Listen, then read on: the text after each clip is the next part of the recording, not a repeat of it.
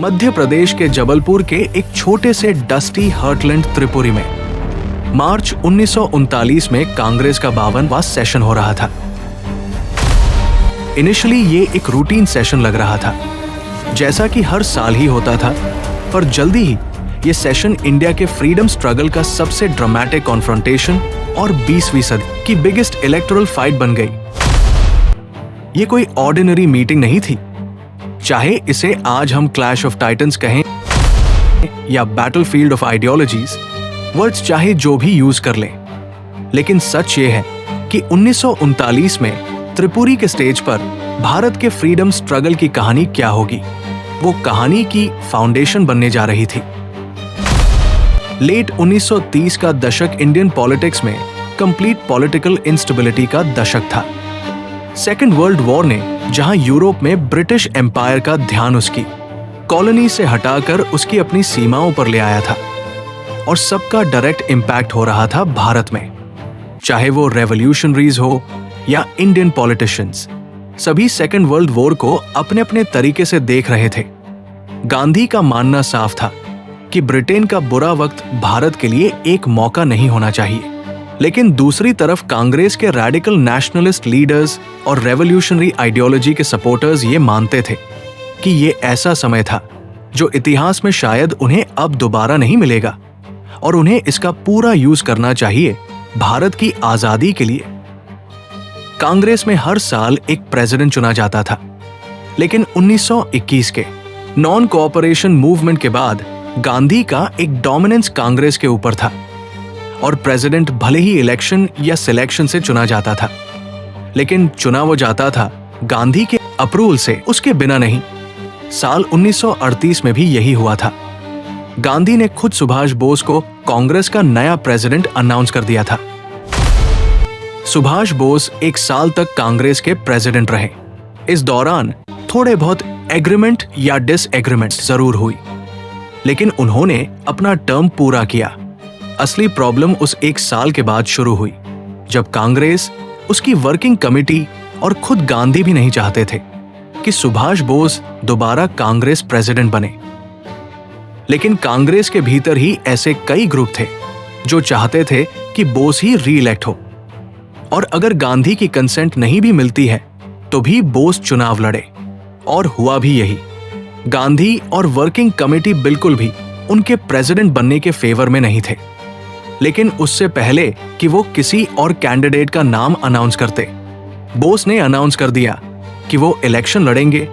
गांधी जी और उनके सहयोगी 1939 के लिए एक ओबीडियंट लीडर चाहते थे, इसलिए उन्होंने पट्टाभी सीतारमैया का सपोर्ट किया। 29 जनवरी 1939 को रिजल्ट्स ने सभी को चौंका दिया। बोस इलेक्शन जीत जाते हैं। ये बेहद शॉकिंग था।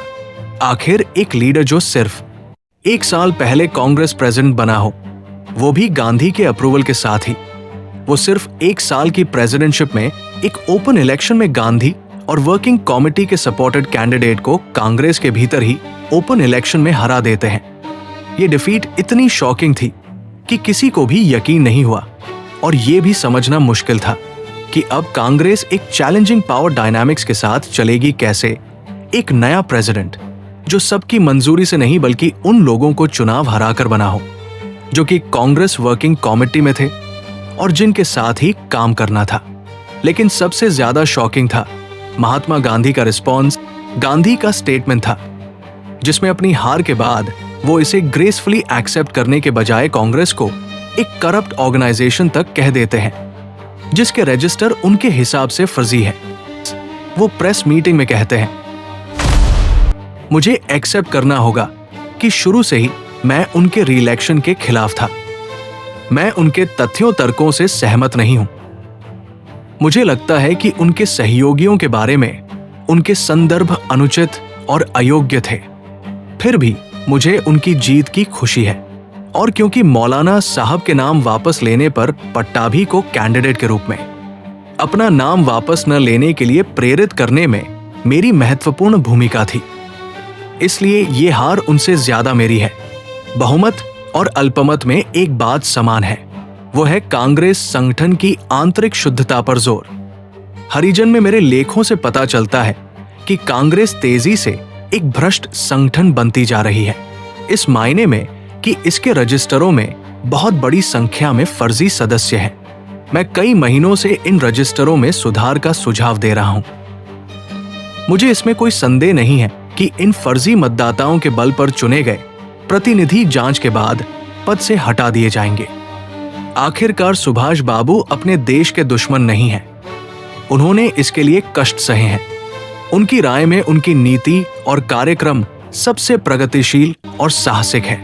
अल्पसंख्यक केवल इसकी सफलता की कामना कर सकते हैं। अगर वे इसके साथ तालमेल नहीं बिठा पाते तो उन्हें कांग्रेस से बाहर आ जाना चाहिए। हैरानी की बात यह है कि जिन लोगों को हम अपना फाउंडिंग फादर मानते हैं और ये मानते हैं कि इंडियन डेमोक्रेसी उन्हीं की देन है, वो लोग 1939 में सिर्फ 1 साल के लिए भी एक ओपन इलेक्शन में डेमोक्रेटिकली इलेक्टेड सुभाष बोस को प्रेसिडेंट एक्सेप्ट नहीं कर पाए। उन्हें हर तरह से परेशान किया गया और वर्किंग कमेटी ने एक साथ रिजाइन कर दिया और दूसरी तरफ उनको खुद की वर्किंग कमेटी तक बनाने नहीं दी और आखिर बोस को रिजाइन करना पड़ा। लेकिन ये भी काफी नहीं था और यहीं से शुरू हुआ एक क्लैश, ऐसा क्लैश जिसका अंत बोस के कांग्रेस को छोड़कर एक नई पार्टी फॉरवर्ड ब्लॉक बनाने पे हुआ।